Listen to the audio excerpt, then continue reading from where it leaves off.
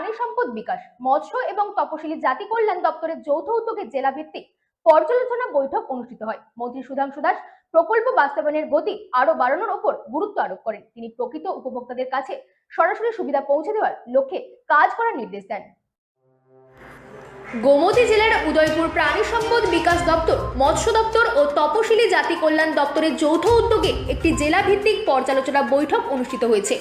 এই বৈঠকে 2025-26 অর্থবর্ষের জন্য জেলার চলমান ও প্রস্তাবিত বিভিন্ন উন্নয়নমূলক প্রকল্পের অগ্রগতি এবং বাস্তবায়ন প্রক্রিয়া নিয়ে আলোচনা করা হয়।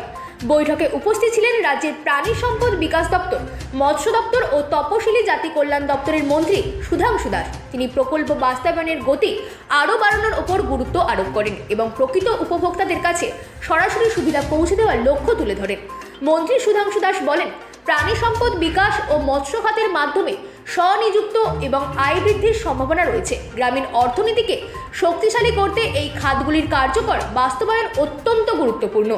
বৈঠকে গোমতী জেলা পরিষদের সভাধিপতি দেবল দেবরায়, সহকারী সভাধিপতি সুজন সেন, বিধায়ক রামপল জামাতিয়া, উদয়পুর পৌর পরিষদের চেয়ারম্যান শীতল চন্দ্র মজুমদার, মৎস্য প্রাণী সম্পদ ও তপশিলি জাতি বিভাগের সচিব দীপা ডি নায়ার এবং গোমতী জেলার জেলাশাসক রিঙ্কু লাথের সহ সংশ্লিষ্ট দপ্তরের আধিকারিকরা ও জনপ্রতিনিধিরা উপস্থিত ছিলেন বলে খবর সূত্রে জানা গিয়েছে।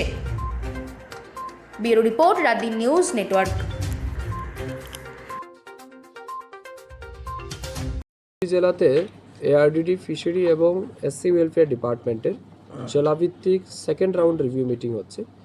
এই রিভিউ মিটিংয়ের মূল উদ্দেশ্য হচ্ছে 2025 এবং 26 অর্থ বছরে এই তিন দপ্তরে আমরা যে বাজেট বরাদ্দ করেছি বা ফান্ড দেওয়া হয়েছে তার কতটা ইউটিলাইজ হয়েছে, ইমপ্লিমেন্টেশন কোন লেভেলে গেছে, তার সাথে সাথে সেন্ট্রাল গভর্নমেন্ট স্কিম যেগুলি রয়েছে, সেন্ট্রাল ফান্ডেড অ্যান্ড স্টেট গভর্নমেন্টের যে সমস্ত স্কিমগুলি রয়েছে সেগুলিকেও আমরা কতটা বাস্তবায়িত করতে পেরেছি এই জেলায়।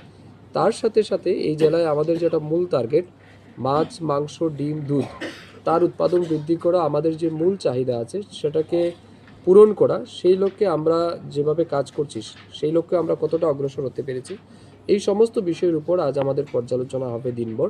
তো আমাদের আজকের এই রিভিউ মিটিংয়ে আমার সাথে উপস্থিত আছেন এই জেলার সভাধিপতি, বিধায়ক রয়েছেন, পঞ্চায়েত সমিতির